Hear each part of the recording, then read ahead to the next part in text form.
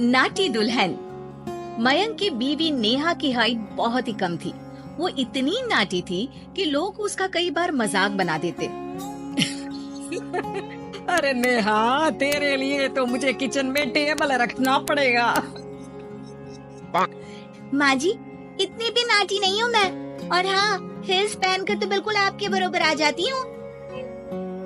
अरे तेरे पापा ने महंगी कार का लालच दे दिया, वरना तो मेरे बेटे के लिए लंबी लंबी लड़कियों की लाइन लगी थी। क्या बताऊं तुझे, कटरीना फैल थी उनके सामने।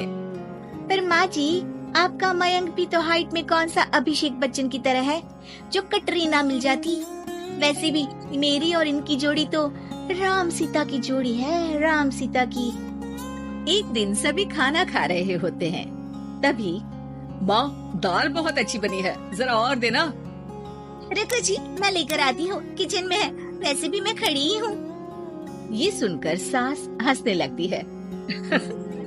तुम खड़ी हो या बैठी, एक जैसी लगती हो। बस कीजिए जी, अभी हिल्स नहीं पहनी है। वैसे भी हिल्स पहनती हूँ तो आपके बराबर ही लगती हूँ। एक दिन नेहा सब्जी लेने बाहर निकलती है तो पड़ोसन कहती है, अरे देखो देखो, कितनी नाटी है।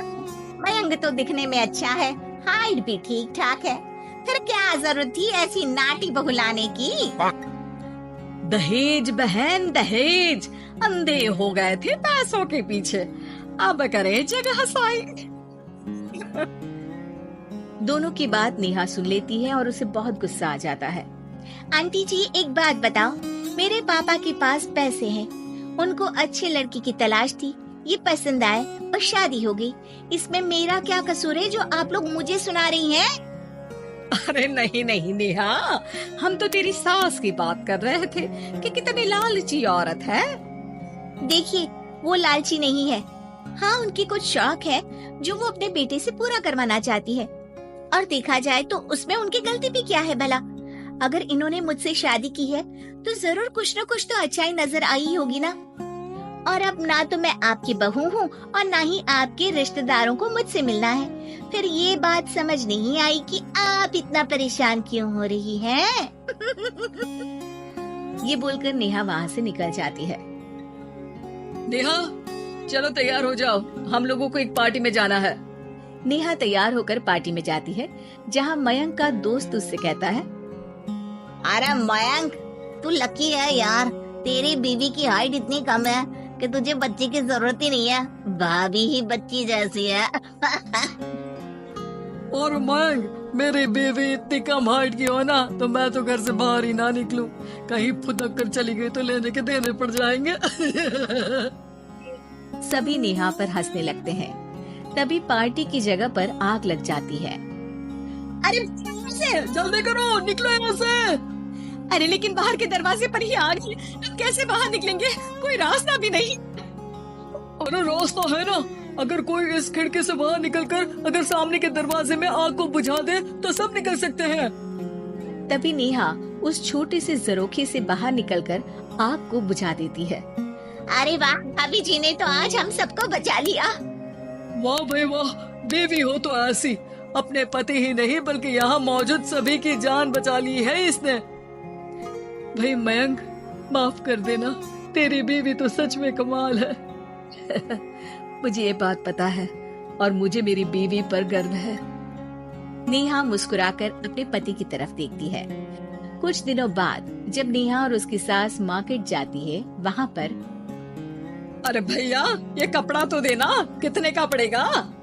माता जी, ये तो बहुत महंगा कपड़ा है, लेकिन अब बस सिर्फ 2 मीटर ही बचा है। मेरे तो किसी काम का है नहीं ये टुकड़ा, तो आप 100 रुपया ही दे दीजिए।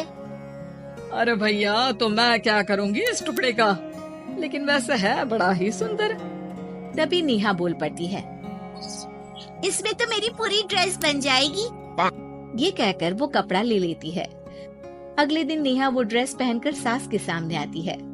अरे वाह नेहा, ये ड्रेस तो बहुत ही सुंदर लग रही है, बड़ी महंगी होगी ना? अरे कपड़ा तो मैंने ही पसंद किया था, बस पूरा नहीं था तो इसने ले लिया। सिर्फ 200 रुपए की ड्रेस है ये पूरी। देखो माँ जी, नाटी होने का भी कम फायदा नहीं है। जैसे तैसे दिन कट रहे थे। सास और पड़ोसियों के मजाक बनाने का सिलसिला चल ही रहा था कि एक दिन मोहल्ले से जोर जोर से आवाज आती है, अरे मैं मर गई, भगवान मैं क्या करूं? अरे क्या हुआ? देखते हैं तो सभी एक हॉल के सामने भीड़ लगाकर खड़े हैं। मेरा बेटा प्रिंस गड्ढे में गिर गया है। पड़ोसन जोर जोर से रोने लगती है कि तभी वहाँ नेहा आ जाती है। रोइए मत, मैं प्रिंस को लेकर आती हूँ। ये बोलकर नाटी सी पतली सी नेहा गड्ढे में घुसकर बच्ची को बाहर ले आती है। क्या था, एक बार फिर नेहा के लिए पूरा मोहल्ला तालियां बजाता है। मुझे माफ कर दो नेहा, मैंने तुम्हारी हाइट का कितना मजाक उड़ाया था। कोई बात नहीं मौसी, प्रिंस ठीक है, ये बात है। अब वो दिन आता है जब सास नेहा की तारीफ करती है। वाह बहू वाह, तेरी तारीफें सुन सुनकर तो मैं खुश हो गई। आज तो तूने ये साबित कर दिया कि समाज में इंसान अपने रंग रूप और लंबाई चौड़ाई से नहीं बल्कि साहस और हौसले से काबिल कहलाता है। मुझे माफ कर देना बेटा। यहाँ का रस यही है मेरा स्वाद, हर कदम पे बढ़ूं ना हूँ